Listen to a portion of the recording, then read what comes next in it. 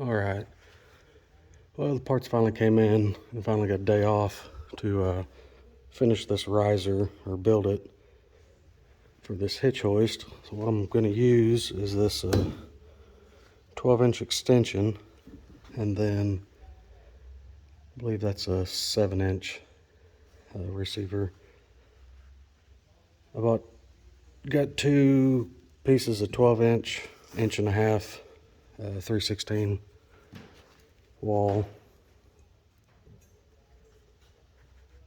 pieces of square tube, and the idea is I'm going to weld those on and weld that up on top. We'll see if I have enough room to do 12-inch or not. I believe I will. Once I get it stuck in there and kind of put it all together, I'll know. I may have to trim up on them, take an inch or two off, but overall I think that will fit. So the next step is I need to just kind of mock everything up and clean all the surfaces up around here where I can get it all welded up. All right. Okay, so I've extended the leg on this hitch hoist out to the max, and it looks like it is right at 17 inches of travel is what that thing will do. So I'm gonna go ahead and throw those extensions in the receiver hitch and just kind of mock it up and see kind of where I'm going to be at, see if I'm going to have to trim on them or not.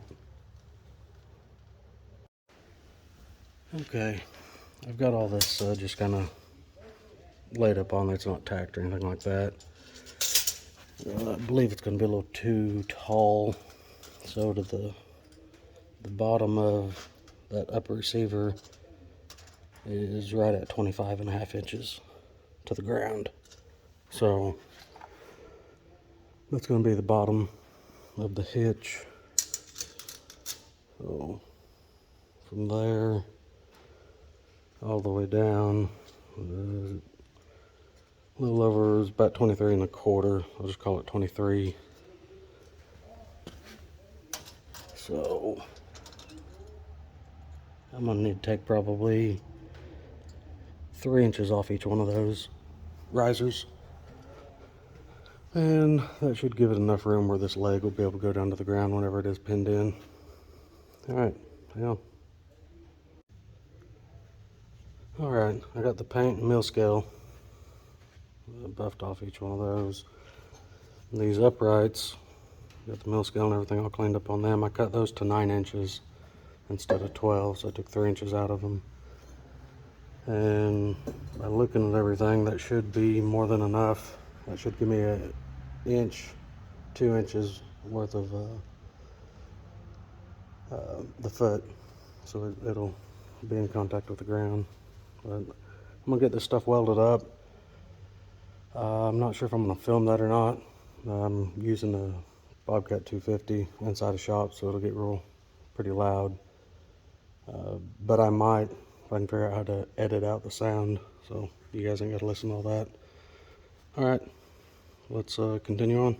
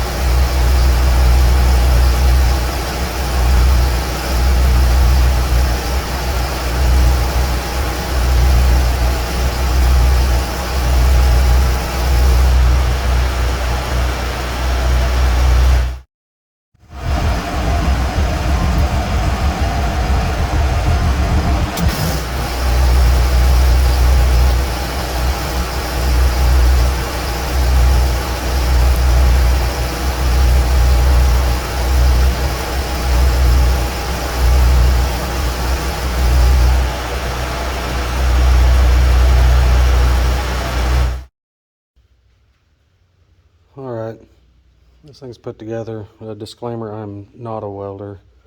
I enjoy welding, but this little rig I built is just for farm use. But I'll get some paint put on this thing and get it put in, and that should be all we need for it. I'm going to go ahead and test fit everything so you guys can see, because it's still pretty warm.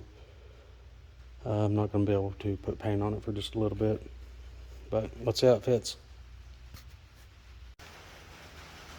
Alright, sorry for the noise, it started raining. Okay, it's hooked up. It kicked it up a good bit. I'm going to go ahead and put some paint on it. Everything's TIG welded, just because I haven't done that in a while. I felt like doing it. The foot now is right at 11 inches off the ground.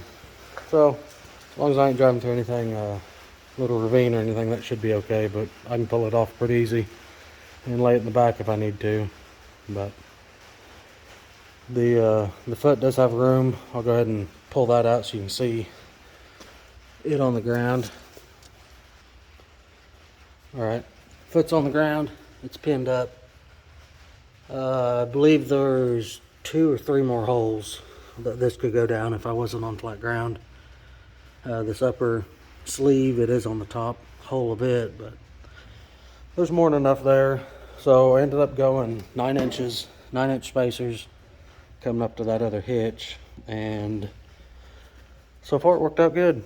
I'll be heading up north here in a few weeks, and we'll see how it does loading deer and all that. The only thing left I'm going to do is I'm going to go ahead and pull all that apart and put a coat of paint on it. Alright guys, give it a thumbs up. Bye. Also, one more thing, if you did need a few more inches out of it, let's see what it is. So you could get about 14 inches of clearance if you pulled the sleeve and everything out of it.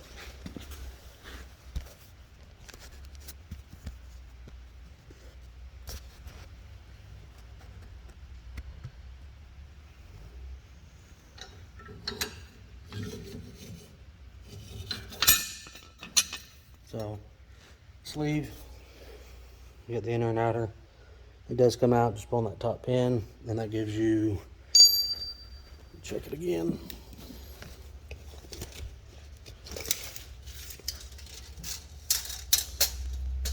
So yeah,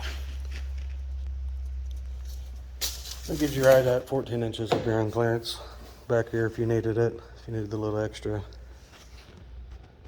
But overall, I'm pleased with how that turned out. You can lower the tailgate, you still have room to hand crank it, whereas before, when it was mounted in the original hole, you couldn't use the winch handle with the tailgate down, but now you can. So, alright, thanks.